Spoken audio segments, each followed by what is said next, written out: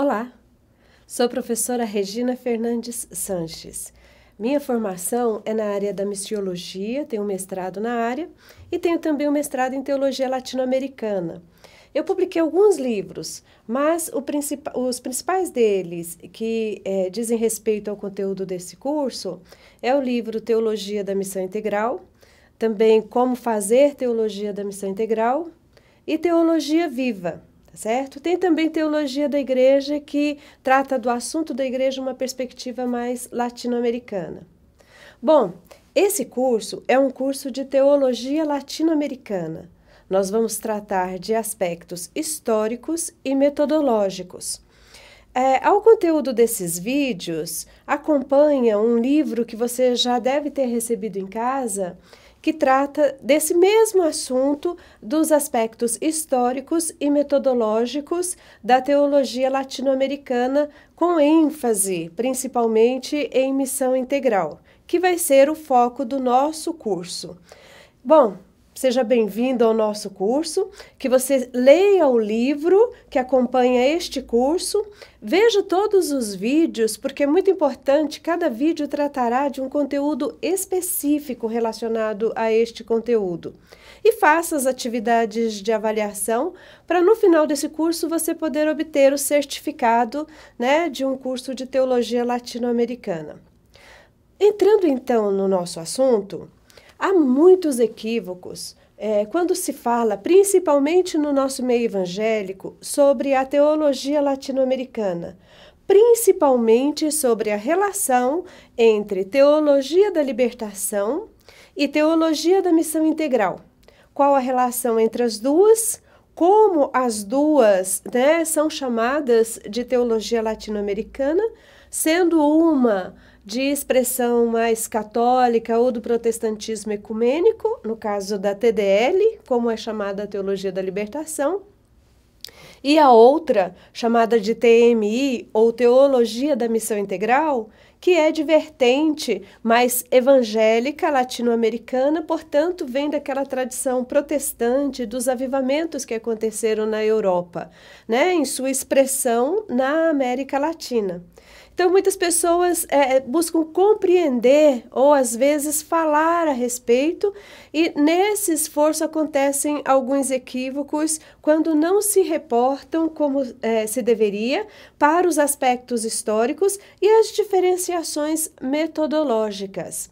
É muito importante nós entendermos as origens da teologia latino-americana de um modo geral, e nessas origens, então, entender de onde vem a teologia da libertação e de onde vem a teologia da missão integral.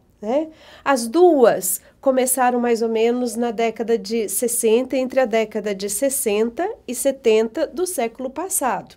Essas duas expressões da teologia latino-americana. Mas há um contexto mais amplo em que elas precisam ser situadas.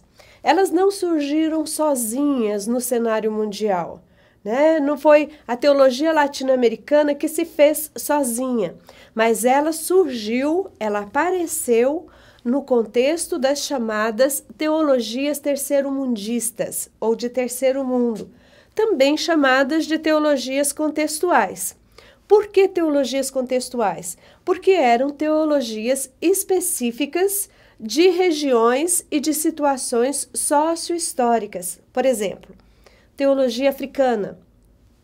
Ela surge como uma resposta da fé cristã aos processos de independência que muitos países africanos vinham sofrendo em meados ou primeira metade, segunda metade do século XX.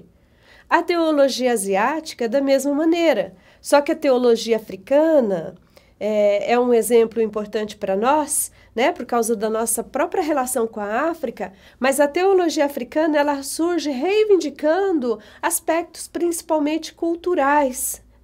No caso da teologia asiática, é uma teologia mais política, mais militante, e também de resistência socioeconômica. No conjunto dessas teologias de terceiro mundo, foi que surgiu a chamada teologia negra, por exemplo, lá na América do Norte, né, como resposta da fé àqueles movimentos que aconteceram na América do Norte e acabaram também indo para outros povos, né, onde os negros não tinham os seus direitos civis observados, e na América do Norte, principalmente, surge a chamada teologia negra. Surge dessa luta do negro norte-americano pelos seus direitos civis. E ela é uma teologia militante, radical, e até hoje, né, a teologia negra é muito forte, principalmente no Brasil. No sul do Brasil, principalmente, nós temos vários estudos e várias produções em teologia negra. A teologia feminista também surge nesse contexto. Embora ela surgiu na Europa, ela é considerada, de certa forma, de terceiro mundo, porque ela surge da mesma condição sociohistórica que a teologia asiática, que a teologia africana, que a teologia latino-americana. Ou seja, situações de dominação, de dependência, né, para as quais se precisava e se clamava por libertação. No caso da teologia feminista, o local a partir de onde, o lugar a partir de onde se fazia teologia era a condição da mulher. Era a luta da mulher também pelos seus direitos de igualdade, né, de gênero principalmente. E no caso da teologia negra, embora ela surja principalmente na América do Norte, que não está geograficamente ou economicamente situada dentro dessa classificação de terceiro mundo, mas os negros norte-americanos compunham, como dizia Rubem Alves, né, uma parte desse terceiro mundo, porque embora em um país de primeiro mundo, eles viviam não somente sob dominações diversas, mas sob cerceamento dos seus direitos e com uma forma de vida diferenciada daqueles do seu país, do meio do seu povo. Então é nesse contexto dessas várias teologias que surge a teologia latino-americana. E é uma coincidência, não um planejamento prévio, mas uma coincidência de que todas essas teologias eram caracteristicamente libertacionistas. Libertação de quê? Libertação das condições de dependência, sejam raciais, sejam econômicas, políticas, culturais. Então, a luta pela libertação era uma luta pela libertação de qualquer forma de dependência que era empobrecedora das pessoas e da vida no mundo, sejam de grupos específicos, né, ou de povos inteiros, como era a maior parte do povo latino-americano, o próprio povo africano.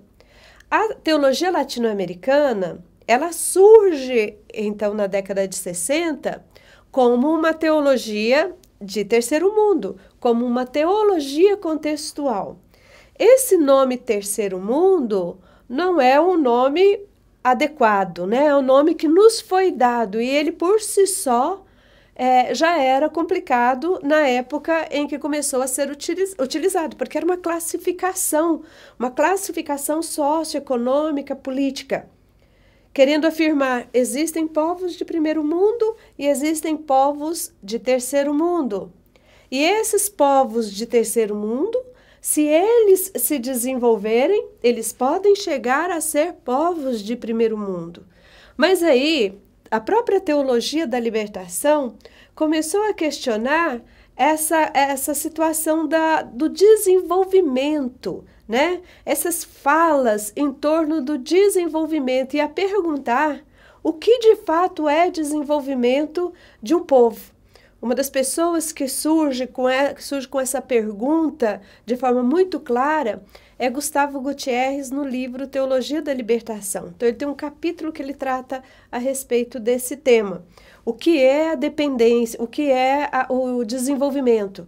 Porque foi justamente essa proposta política de desenvolvimento que levou a América Latina, e é essa conclusão que vão chegar, né, nos estudos da sociologia, das ciências sociais e da economia, e estudos políticos em geral, que foi justamente esse discurso de desenvolvimento que levou a América Latina e outros povos a uma situação de dependência dos povos de primeiro mundo. Porque, pelo menos no que trata dos povos do primeiro mundo, para que um povo de terceiro mundo possa deixar de ser terceiro mundo e se torne primeiro mundo, ele tem que trilhar um caminho, então, de desenvolvimento. Só que sabemos muito bem que o desenvolvimento dos povos do primeiro mundo custaram, em muitos casos, o empobrecimento de outros povos, né? Então, esse desenvolvimento ele não veio sozinho, ele é um pacote e que deveria ser adotado por esses povos de terceiro mundo, o que não era o caso, então, de povos que sofreram na pele, né? Os caminhos que outros fizeram para chegar ao desenvolvimento. Será que a América Latina, a pergunta era, será que a América Latina poderia, será que essa era uma proposta interessante para a América Latina, de buscar um desenvolvimento a todo custo, né? De ser primeiro mundo, ainda que isso custasse que outros se tornassem para isso um terceiro mundo? Essa é a pergunta que fica, então, para a teologia latino-americana não responder, mas ajudar a responder, o que veremos, então, nas aulas seguintes, tá certo?